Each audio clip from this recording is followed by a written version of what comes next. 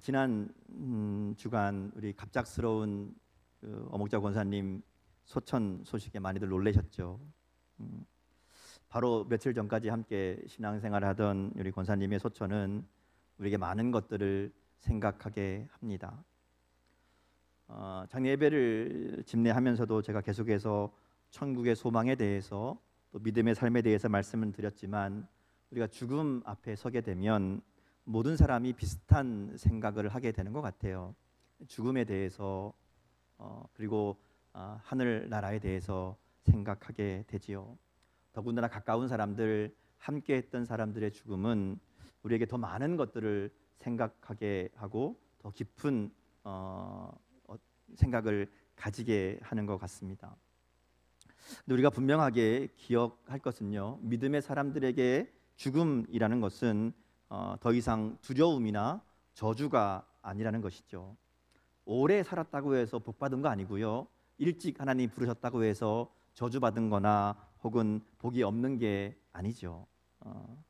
어떤 죽음이든 하나님의 섭리에 따른 부르심으로 우리는 믿습니다. 그러기에 중요한 것은 하나님이 언제든지 우리를 부르실 수 있다라는 생각으로 사는 것이고요, 우리에게 주신 그 시간, 우리에게 주어진 시간을 최선을 다해서 믿음으로 살아가는 일이 중요한 일이라는 겁니다.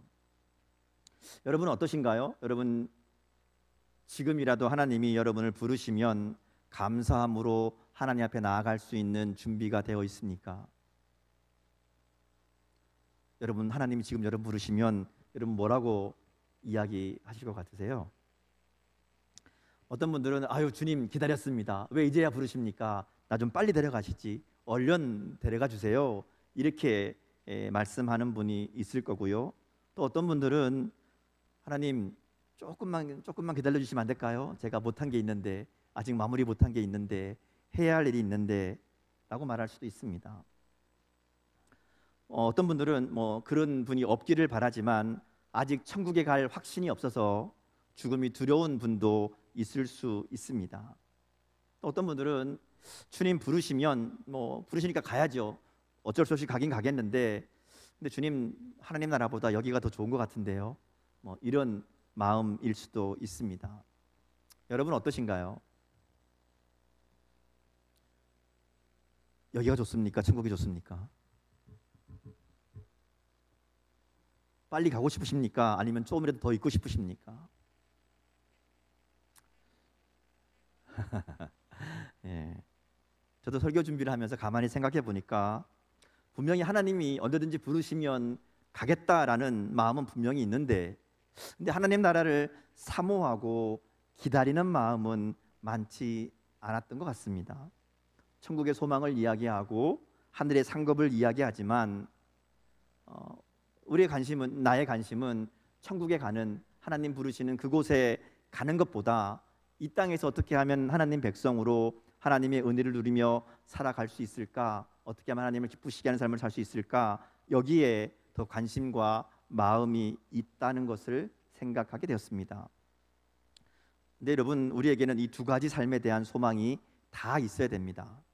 주님 품에 안기는 그날을 사모하고 기대하는 삶과 또 이 땅에서 하나님의 자녀로 날마다 주님과 동행하며 하나님의 자녀로 살아가는 삶, 이 두 가지가 다 있어야 된다는 거죠. 하나만 있으면 안 됩니다. 죽어서 가는 천국이든지 살아서 사는 천국이든지 이 천국의 소망이 우리 가운데 균형 있게 있어야 된다는 것이죠. 왜냐하면요, 죽어서 가는 천국만 생각하며 살아가다 보면 이 땅의 삶을 대충 살 수 있습니다. 죽어서 천국만 가면 되지 하는 마음으로 천국 가기 위해 예수를 믿기는 하지만 예수 믿는 사람답게 천국 백성답게 사는 일은 신경을 안 쓸 수 있다는 것이죠. 반대로 죽고 나서 갈 천국보다는 지금 이 땅에서 하나님 믿는 백성으로 내가 하나님의 자녀로 하나님의 자녀답게 살아가야 된다라는 것만 강조하다 보면 하늘의 소망이 사라져 버리는 겁니다. 하늘나라의 소망이 사라지면 이 땅의 것들이 전부인 것처럼 여겨지는 그런 잘못이 우리 가운데 있게 될 수도 있다는 것이죠. 그러기에 오늘 우리는 하나님께서 우리에게 허락하신 기간 동안 최선을 다해 하나님의 백성으로 살아가겠다는 결단과 또 이 세상 그 어떤 것보다 하나님 나라가 더 좋다는, 하나님 나라를 사모하는 이 사모하는 믿음이 있어야 된다 하는 것이죠. 이 두 가지가 다 있어야 됩니다. 이 둘은 상호 보완적인 믿음이라고 할 수 있습니다. 하나님 나라에서 우리가 받을 상급과 영광이 있기 때문에 오늘 이 땅에서의 어렵고 힘든 삶을 참고 견디고 믿음으로 살아갈 수 있습니다. 또 이 땅에서 주님의 뜻을 이루고 하나님의 백성다운 삶을 살아갈 때 하늘나라의 복을 이 땅에서도 누리며 살아갈 수 있게 된다 하는 것이죠. 오늘 본문 말씀이 바로 이것을 우리들에게 생각하게 하시는 그런 말씀입니다. 우리가 이제 히브리서 말씀을 계속 읽어 왔는데요, 이제 거의 마지막에 왔습니다. 우리를 위해서 구원자로 오신 예수님에 대해서 강조했던 히브리서가 이제는 그 은혜를 받은 자의 삶에 대해서 이야기합니다. 우리의 구원자 되시는 예수님, 우리를 위해 십자가를 지시고 놀라운 은혜를 베푸신 그 하나님의 은혜를 받은 우리들은 그러면 어떻게 살아야 되는가 하는 이야기들로 후반부가 진행이 되지요. 특별히 12장 전반부에는 십자가를 지신 주님을 바라보고 우리도 믿음으로, 인내로 믿음의 경주를 달려가야 된다, 끝까지 믿음으로 살아가야 된다라는 이야기를 했습니다. 그러면서 이제 오늘 우리에게 주시는 말씀은 그 끝까지 믿음으로 달려가지 못하는 자들, 하나님의 은혜를 저버리고 하나님의 은혜를 배반하는 자들에게 주는 경고를 담고 있다 하는 것이죠. 28절 말씀을 보면요, 우리는 흔들리지 않는 나라를 받은 사람들이라고 이야기합니다. 이 흔들리지 않는 나라는 영원한 나라, 곧 하나님 나라를 의미하지요. 우리가 하나님의 나라의 백성이 되었고 하나님의 자녀가 되었음을 이야기합니다. 자, 그런데 우리가 하나님 나라를 받았지만, 하나님의 백성이 되었지만 그 믿음을 지키지 못하고 믿음대로 살아가지 못하면 그러면 주를 보지 못한다, 이렇게 이야기합니다. 하나님의 은혜에 이르지 못한다, 이렇게 말씀합니다. 그리고 하는 이야기가 그렇게 하나님을 거역하는 자들, 하나님의 은혜를 배반하는 자들에게는 하나님이 소멸하는 불로 그들 가운데 임하신다, 그렇게 경고하고 있다는 것이죠. 그러면서 우리가 믿음의 경주를 하며 믿음으로 살아갈 때에 두 가지를 해야 된다 이야기합니다. 첫 번째는 모든 사람과 더불어 화평함과 거룩함을 따르라, 이렇게 얘기합니다. 이것이 없이는 아무도 주를 보지 못하리라, 이렇게 경고합니다. 화평함과 거룩함을 따르지 않으면 주를, 하나님을 보지 못한다. 화평함과 거룩함, 화평함은 사람들과 평화롭게 화평하게 지내고 또 거룩하게 살기를 힘쓰라는 말입니다. 근데 이 말씀을 가만히 생각해 보면 좀 어렵습니다. 모순처럼 보입니다. 왜냐하면 화평하라 그러면 말하자면 쉽게 얘기하면 싸우지 말고 사이좋게 잘 지내는 얘기인데, 모든 사람과 잘 지내는 것과 거룩함을 지키는 것은 함께하기 어려워 보이기 때문에 그렇습니다. 여러분, 거룩함이라는 게 구별된 삶을 사는 거잖아요. 세상 사람들과 다른 삶을 사는 겁니다. 근데 구별된 모습으로 살면서 그들과 잘 지내는 것, 이거 어떻게 보면 어려운 일이죠. 잘 지내려면 그들과 비슷해야 됩니다. 그리고 거룩함이 깨어지죠. 거룩하게 지내려면 그들과 달라야 됩니다. 그러려면 화평함이 어려워진다는 겁니다. 그렇죠. 그래서 이 말씀을 잘 이해해야 됩니다. 본문에서 말하는 모든 사람과 더불어 화평하라는 것은 그저 우리가 알고 있는 사람들과 잘 지내는 것을 이야기하는 게 아니라는 것이죠. 다 받아주고 타협하고 그들과 뜻을 같이 하라는 말씀이 아닙니다. 그래서 문제 없이, 싸움 없이, 다툼 없이 지내라, 그런 의미가 아니라는 것이죠. 자, 그러면 화평하라는 말이 무슨 의미일까요? 잠언 3장에 보면 이 젊은이에게 주는 교훈이 있죠. 그 중에 한 구절을 좀 보겠습니다. 잠언 3장 1절 2절 말씀인데요, 우리 화면에 나오는 말씀을 같이 한 목소리로 읽도록 하겠습니다. 자, 시작. 내 아들아, 나의 법을 잊어버리지 말고 내 마음으로 나의 명령을 지키라. 그리하면 그것이 내가 장수하여 많은 해를 누리게 하며 평강을 더하게 하리라. 여기 나오는 이제 평강이 우리가 보고 있는 화평, 히브리어로 샬롬이라는 것이죠. 모든 사람과 더불어 화평하는 방법은 하나님의 말씀을 지키는 것이라고 이야기합니다. 하나님의 말씀에 순종함 없이 사람들과의 화평도 없다는 것이죠. 하나님의 말씀대로 살면 세상 사람들과 싸우고 다툴 수밖에 없다고 생각하지만 그것은 말씀을 잘못 이해한 까닭입니다. 하나님은 우리로 하여금 세상에서 사랑하며 살라고 했지 싸우라고 하지 않으셨잖아요. 하나님의 말씀은 우리가 거룩해야 된다라는 것은 우리의 마음과 삶을 지키라는 것이지 그들을 정죄하고 그들과 싸우라는 말씀이 아니라는 겁니다.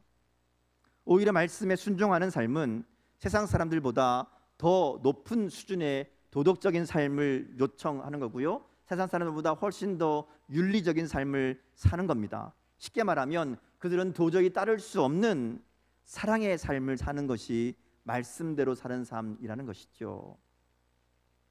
그래서 말씀대로 살아가면 그들과 다투고 싸울 것이 아니라 그들의 인정과 존경을 받게 됩니다. 잠언 3장 3절 4절 이어지는 말씀이죠. 함께 같이 한번 보겠습니다.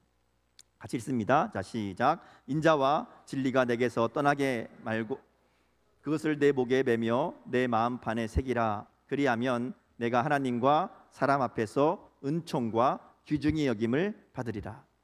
하나님 말씀을 지키고 말씀대로 순종하는 삶, 하나님의 말씀을 내게서 떠나게 하지 말고 그것을 붙들고 그것을 마음판에 새기고 순종하며 사는 사람에게는 하나님의 은총과 사람들 앞에서 귀중히 여김을 받게 된다고 말씀합니다. 말씀에 순종하는 삶은, 말씀을 따르는 삶은 사람들로부터도 인정받는 삶이라는 것이죠. 말씀에 순종하는데 사람들에게 욕을 먹는다, 말씀에 순종하는데 사람들에게 비난을 받는다, 이건 잘못하고 있는 겁니다. 하나님의 말씀을 제대로 순종하고 있지 않다는 것이죠.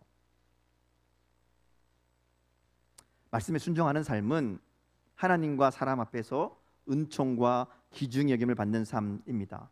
그런 삶은 당연히 거룩함이 따르는 삶이죠. 말씀에 순종하는 삶은 당연히 구별된 삶, 거룩한 삶, 하나님을 기쁘시게 하는 삶을 살아가는 겁니다. 그게 하나님을 닮아가는 것이고 하나님께 가까이 가는 삶이 되는 것이죠. 그래서 화평함과 거룩함이 없이는 아무도 주를 보지 못한다 이야기합니다. 이 화평함과 거룩함이 있어야 하나님을 보는, 하나님과 함께하는 삶을 살아갈 수 있다 하는 것이죠. 자, 두 번째 경고의 말씀은 하나님의 은혜에 이르지 못하는 자가 없게 하라 말씀합니다. 이 말씀을 잘 보면요, 네가 믿음을 지켜라, 잘해라 이것도 있지만 그 내용을 보면 함께 하라는 이야기입니다. 지난주에 보았던 것처럼 서로 돌아보아서 사랑과 선행을 격려하라는 말씀과 이어지는 말씀입니다. 너만 잘하면 되는 게 아니라 공동체 안에 있는 자들도 그렇게 하나님의 은혜로부터 떨어지지 않도록 그들을 살피라고 이야기하는 것이죠. 그래서 쓴뿌리가 나서 괴롭게 하여 많은 사람이 더럽게 되지 않게 하라고 말씀합니다. 그들 가운데 쓴뿌리가 다른 사람에게 영향을 미치고 그 영향 때문에 공동체가 더러워지지 않도록 신경 쓰고 살피라는 것이죠. 쓴뿌리가 생기지 않도록 또 그것이 영향을 미치지 못하게 하라는 경고의 말씀입니다. 여기 나오는 쓴뿌리는요, 구약 신명기 29장에 나오는 말씀인데요, 신명기는 여러분 아시는 것처럼 이스라엘 백성들이 가나안 땅을 앞두고 있을 때에 이제 모세가 광야 생활을 정리하면서 그들에게 마지막 유언과 같은 말씀으로 전했던 설교라고 할 수 있습니다. 신명기 29장 18절 말씀에 이 쓴뿌리에 대한 내용이 나오는데요, 한번 같이 읽겠습니다. 우리 표준세번역 성경으로 준비했는데요, 한 목소리로 읽겠습니다. 너희 가운데 남자나 여자나 가족이나 지파가 주 우리 하나님으로부터 마음을 멀리하여 다른 민족의 신들을 섬기려고 해서는 안 된다. 너희 가운데 독초나 쓴 뿌리를 맺는 뿌리가 있어서는 안 된다. 자, 여기 보면 이 쓴 뿌리는요, 말하자면 우상 숭배와 관련되어 있습니다. 가나안의 풍요와 안녕의 마음을 빼앗겨서 하나님을 멀리하고 다른 신들을 섬겨서는 안 된다라는 경고인데, 그냥 너만 그러지 말라는 얘기가 아니라 너희가 그러지 않도록 공동체를 살펴야 된다 이렇게 이야기합니다. 너희 가운데 누구도 그래서는 안 된다 이렇게 말씀하죠. 그래서 15절 말씀에 보면 하나님의 은혜에 이르지 못하는 자가 없도록 하라라고 얘기하는데, 이 하나님의 은혜에 이르지 못하도록이라는 말씀을 표준 세번역으로 보면 하나님의 은혜에서 떨어져 나가는 사람이 아무도 없도록 주의하라 이렇게 번역합니다. 아무도 공동체 안에서 하나님의 은혜에서 떨어져 나가는 자가 없도록, 아무도 쓴뿌리로 인해서 부정한 영향을 받는 자가 없도록 너희가 살피고 주의해라 하는 겁니다. 여기 나오는 이제 이 쓴뿌리, 우상을 섬기는 것은요, 꼭 다른 신상에게 절하고 다른 종교를 찾는 것만 의미하지 않습니다. 미신을 믿거나 점쟁이 찾는 거, 그런 건 당연히 우상 숭배지만 그것만 얘기하는 게 아니라는 것이죠. 여기서 말하는 우상 숭배는, 쓴뿌리는 하나님의 섭리와 인도하심을 믿지 못하고 주어진 삶에 감사하지 못하는 삶입니다. 물질의 마음을 빼앗겨서 물질을 위해서라면 하나님 말씀도 가볍게 여기고 순종하지 않는 삶을 이야기합니다. 하나님의 평가보다 사람들의 인정과 평가를 더 중요하게 생각하는 삶을 의미하고요, 영원한 하나님 나라의 소망보다 이 땅의 소유와 쾌락과 성공을 위해서 그것을 더 중요하게 여기는 삶이 바로 우상을 섬기는 삶입니다. 이런 사람은 하나님의 은혜에서 떨어져 나가는 사람이다 이렇게 경고합니다. 이어지는 음행에 대한 얘기도 마찬가지죠. 음행이란 것이 사랑하지 말아야 될 것들을 사랑하는 것이죠. 특별히 사랑을 배반하는 죄가 음행입니다. 사람도 그렇고 하나님에 대한 신앙도 마찬가지이죠. 사랑을 배반하는 죄가 음행입니다. 그래서 이어지는 말씀을 보면 에서의 이야기를 통해서 이것이 얼마나 어리석은 것인가 하는 것을 이야기합니다. 에서는 당장의 배고픔 때문에 하늘의 복을, 이 장자의 명분을 음식 한 그릇에 팔아버린 사람이지요. 당장의 만족을 위해서 하늘의 복을 무가치하게 던져버린 그런 어리석은 자다 하는 겁니다. 에서는 아마 그렇게 생각했을 겁니다. 장자의 명분이라는 거 뭐 보이지도 않는 거고, 그게 뭐 내가 준다고 없어지는 것도 아니고, 당장 내 눈앞에 있는 밥 한 그릇 배불리 먹는 것이 그 눈에 보이지도 않는 별 중요하게 보이지 않는 그것보다 더 나은 거 아니냐, 그렇게 생각하고 별로 소중하게 생각하지 않고 가치 있게 여기지 않습니다. 보이지 않는 장자의 명분보다 당장의 배고픔을 해결할 밥 한 그릇, 죽 한 그릇이 더 나아 보인 거죠. 성경은 그것을 망령된 일이라고 경고합니다. 그러니까 영적인 것보다 눈앞의 현실적인 것을 더 중요하게 여기는 사람이 바로 에서와 같은 망령된 자가 되는 것이죠. 그런 의미에서 우상을 섬기는 쓴뿌리와 음행과 또 에서의 행위는 모두가 같은 경고를 담고 있습니다. 세상의 눈앞에 보이는 현실의 문제 때문에, 눈앞에 있는 욕심을 채우는 것 때문에 하나님의 은혜를 가볍게 여기고 말씀에 순종하지 않고 하나님의 은혜를 저버리는 것이 바로 우상 숭배고 음행이고 에서와 같은 망령된 자가 되는 일이다 하는 겁니다. 여러분, 예수 믿고 구원받았다고 해서, 내가 예수님을 나의 주님으로 한 번 고백했다고 해서 우리에게 천국의 삶이 당연히 보장되는 것이 아니라고 이야기합니다. 하나님의 은혜에서 떨어져 버릴 수 있다 이야기하는 것이죠. 우리에게 베푸신 그 은혜를 받았음에도 불구하고 그 은혜를 거부하고 그 은혜를 무시하고 그 은혜를 무가치하게 여기고 세상 것보다 하찮게 여기는 자들은 하나님의 은혜에서 떨어져 나가는 사람들이 된다는 겁니다. 그러니까 그러지 말라고, 그리고 너희 중에 누구도 그렇게 되지 않도록 살피라고 말씀하는 겁니다. 왜냐하면 그 다음에는 기회가 없다는 거예요. 그래서 매우 무서운 말씀입니다. 예수님의 십자가의 은혜를 거부하는 사람에게는 더 이상 기회가 없습니다. 여러분, 그렇죠. 하나님이 우리에게 베푸신 마지막 구원의 방법이 예수님의 십자가입니다. 그런데 우리는 그것을 믿지 않고 거부하고 떠나면, 그러면 그 사람에게는 다시는 기회가 없다는 것이죠. 그래서 우리도 믿음을 잘 지켜야 하고요, 함께하는 동료들, 성도들을 돌보고 살펴야 됩니다. 믿음이 있었는 것 같았는데 어느 순간 믿음을 잃어버리고 믿음을 저버리고 하나님의 은혜에서 떨어져 버리는 자들이 되어서는 안 된다는 것이죠. 특별히 우리 자녀들의 믿음을 잘 살펴야 됩니다.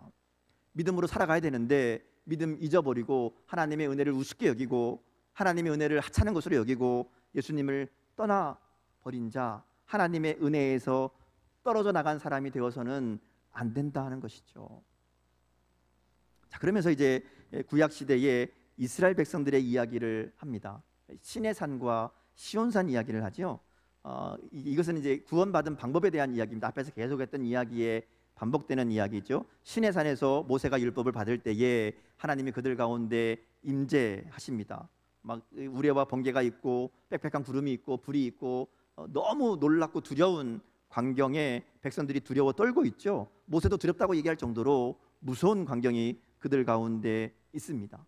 그리고 그렇게 그들에게 주신 약속이 율법이지요. 그래서 그들이 받은 이 율법은 두려움의 상징이고 율법을 어기는 것은 곧 죄와 죽음입니다. 근데 지금 우리는 그렇지 않다는 거예요. 우리는 그런 산에 이른 것이 아니다, 이렇게 이야기하죠. 우리에게는 새로운 방법, 새로운 은혜가 있는 것인데 바로 새 언약의 중보자이신 예수님의 피로 말미암아 하나님께 나아갈 수 있게 되었다는 겁니다.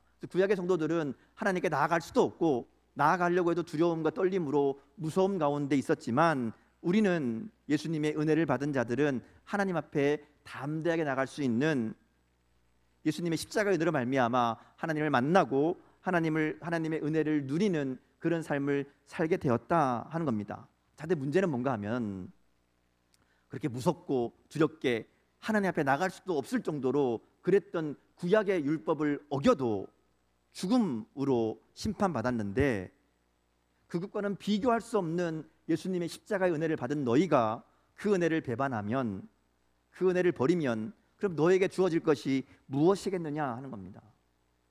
율법만 어겨도 그렇게 나라가 망하고 목숨을 잃고 죽음으로 끝나는 엄청난 하나님의 심판이 임하는데 그것과는 비교할 수 없는 더 큰 은혜, 더 큰 사랑을 받았음에도 불구하고 그 은혜를 저버리는 자들에게, 예수 그리스도의 십자가의 은혜를 배반하는 자들에게 하나님의 심판이, 하나님의 진노가 얼마나 더 무섭겠느냐, 이렇게 경고하는 겁니다. 그게 25절 말씀이거든요. 우리 25절 말씀을 우리 표준 세번역 성경으로 한번 같이 읽어보겠습니다. 자, 같이 읽습니다. 자, 시작. 여러분은 여러분에게 말씀하시는 분을 거역하지 않도록 조심하십시오. 그 사람들이 땅에서 경고하는 사람을 거역하였을 때에 그 벌을 피할 수 없었거든 하물며 우리가 하늘로부터 경고하시는 분을 배척하면 더욱더 피할 길이 없지 않겠습니까? 그렇죠. 율법의 죄를 범한 것만 해도 엄청난 심판이 있는데 그 모든 것을 다 덮어버리는 예수님의 은혜, 예수님의 사랑을 은혜로 받지 않고 그것을 가볍게 여기고 그것보다 세상 것들을 더 좋아해서 예수님의 은혜를 저버리고 배반하고 나아간다면 그들은 에서와 같이 망령된 자요, 음행하는 자요, 공동체의 쓴뿌리로 하나님의 은혜에 이르지 못하게 하는 그런 자들, 재앙을 피할 수 없는 자들이라는 것을 분명하게 경고하고 있다는 것이죠. 여러분, 많은 사람이 예수 믿으면 구원받는다, 은혜로 구원받는다, 그러니까 그저 내가 한번 예수 믿습니다, 예수님 믿습니다 하면 다 끝나는 것으로 생각합니다. 아닙니다. 믿음은 구원의 시작입니다. 믿기만 하면 구원받지만 믿기만 하고 아무렇게나 살아도 구원받는다는 것이 아닙니다. 회개하면 다 용서하신다고 했으니까, 죄를 지어도 다 하나님이 용서해 주시고 없애주신다 했으니까 마음껏 죄를 지어도 된다, 그런 말이 아니라는 겁니다. 구원은 믿음으로 시작해서 믿음으로 살아가는 삶을 통해 완성되어 가는 겁니다. 물론 우리가 예수를 믿고 구원받아도 우리의 삶이 완전하지 않을 수 있습니다. 예수 믿은 후에도 넘어질 수 있고 죄를 지을 수 있습니다. 실패할 수 있습니다. 그러면 안 된다는 얘기가 아닙니다. 그런 것들은 하나님이 용서하시죠. 우리 연약함을 하나님 돌보십니다. 주님을 따르다가 주님 말씀대로 살아가다가 우리가 약함 때문에 죄를 범할 수밖에 없다면 하나님 그것을 용서하신다는 것이죠. 근데 문제는 하나님의 은혜를 가볍게 여기고 세상의 기쁨과 쾌락을 추구하고 하나님 말씀에 순종하지 않고 하나님의 은혜보다 세상의 것들을 더 귀히 여기며 살아가는 자들에게는 불과 같은 하나님의 심판이 임하게 될 것이다 하는 겁니다. 예수 믿는다고 고백했으니까 잘못 살아도 아무 문제가 없다는 게 아닙니다. 그저 마음대로 살다가 천국만 가면 되는 게 아니라는 것이죠. 28절 말씀과 같이 우리가 흔들리지 않는 나라를 받았으니 경건함과 두려움으로 하나님을 기쁘시게 섬기는 삶을 살아야 됩니다. 그렇지 않다면 하나님의 은혜에서 떨어져 나가는 삶이 될 수 있음을 경고하고 있는 것이죠. 자, 그래서요, 우리가 하나님이 주신 흔들리지 않는 나라, 곧 하나님 나라를 붙들고 믿고 살아가는 사람들에게는 크게 두 가지 변화가 일어나게 되어 있습니다. 첫 번째는요, 어떤 상황에서도 감사하고 기뻐할 수 있습니다. 우리가 흔들리지 않는 하나님의 나라를 받았다, 내가 하늘의 소망을 가지고 살아간다, 그 증거가 뭔가 하면 우리 가운데 감사가 있는 겁니다. 기쁨이 있는 것이죠. 그래서 28절에 보면요, 은혜를 받자라는 말이 밑에 설명이 달려 있죠. 그것을 감사하자는 말로도 볼 수 있다고 표시해 놓고 있습니다. 그래서 다른 번역 성경에 보면 이것을 감사하자로 번역하는 경우들이 많이 있습니다. 그러니까 흔들리지 않는 나라를 받은 사람은 감사하며 살아가게 된다는 것이죠. 그래서 사도 바울이 늘 감사하고 기뻐할 것을 권면합니다. 왜냐하면 흔들리지 않는 하나님의 나라, 하나님의 구원을 받은 백성의 마땅한 삶은 감사와 기쁨의 삶이라는 겁니다. 감사와 기쁨은 구원받고 하나님 나라를 받은 사람의 특징이라고 할 수 있습니다. 오늘 우리 가운데 이 감사와 기쁨이 없다면 나는 정말 하나님 나라를 소망하고 하나님 나라를 마음에 품고 살고 있는 것이 맞는가? 다시 한번 우리의 삶을 돌아봐야 됩니다. 하늘의 소망이 나에게 있다면, 하늘나라의 은혜가 내게 있다면 우리는 그 은혜를 베푸신 하나님께 늘 감사하며 주신 은혜의 기쁨으로 살아가야 될 줄 믿습니다. 오늘 우리에게 이 감사와 기쁨, 이 구원의 기쁨이, 이 감사가 회복되는 은혜가 있기를 주님의 이름으로 축복합니다. 두 번째로 하늘에 흔들리지 않는 나라를 받은 사람은 거룩하고 의롭게 살아갑니다. 우리 첫 번째 14절에 봤던 말씀이죠. 화평함과 거룩함을 따르는 삶을 살아갑니다. 오늘 본문에 보면 이것을 경건함과 두려움으로 하나님을 기쁘시게 섬기는 삶을 살아간다고 말씀합니다. 영원한 하나님 나라가 내게 있음을 아는 사람은 삶의 목적이 달라지지요. 예수님의 은혜를 아는 사람, 그 은혜를 받은 사람은 우리의 삶의 이유가 달라지는 겁니다. 우리에게 흔들리지 않는 나라를 주신 하나님을 기쁘시게 하는 것이 삶의 목적이 된다는 것이죠. 자, 그러면 어떻게 하는 것이 경건함과 두려움으로 하나님을 기쁘게 섬기는 삶인가? 이어지는 히브리서 13장에 그 내용이 나옵니다. 오늘 여러분 집에 가시면 히브리서 13장 말씀을 한번 집중해서 주의 깊게 읽어보시기 바랍니다. 내일 또 모레 큐티 말씀이 이제 13장이기도 한데요, 이번 한 주간 지내시면서 이 히브리서 13장에 나오는 이야기들을, 말씀들을 잘 읽고 묵상하고, 그리고 내가 어떻게 살아야 될 것인가 분명하게 결단하는 그런 시간이 될 수 있기를 주님의 이름으로 축복합니다. 지금 제가 시간이 많이 걸리기 때문에 다 이야기하지 않겠지만 한마디로 얘기하면 삶의 모든 영역에서 변화가 일어나는 겁니다. 달라지는 거죠. 우리의 생각과 말과 행실과 관계와 일을 바라보는 관점과 사람들을 만나는 모든 것에 있어서 변화가 일어나야 된다 하는 겁니다. 우리는 예수 그리스도의 보혈로 말미암아 하나님 앞에 나아갈 수 있는 담력을 얻은 사람들입니다. 하나님의 은혜의 자리로 나아갈 수 있고요, 흔들리지 않는 하나님의 나라를 받은 하나님의 백성, 하나님의 자녀가 되었습니다. 그러기에 우리가 두 가지, 항상 감사하며 기뻐하며 그리고 하나님을 기쁘시게 하는 삶을 살기를 힘써야 된다는 것이죠. 경건함과 두려움으로 하나님 말씀에 순종하기를 애쓰고 주님을 닮아가기를 힘써야 합니다. 그것이 흔들리지 않는 하나님의 나라를 받은 하나님의 백성의 마땅한 삶이라는 것이죠. 주님 오시는 그날까지 더욱 주님을 기쁘시게 하는 믿음의 삶으로 그날을 준비하는 그런 저와 여러분의 복된 삶이 될 수 있기를 주님의 이름으로 축복합니다. 함께 기도하겠습니다.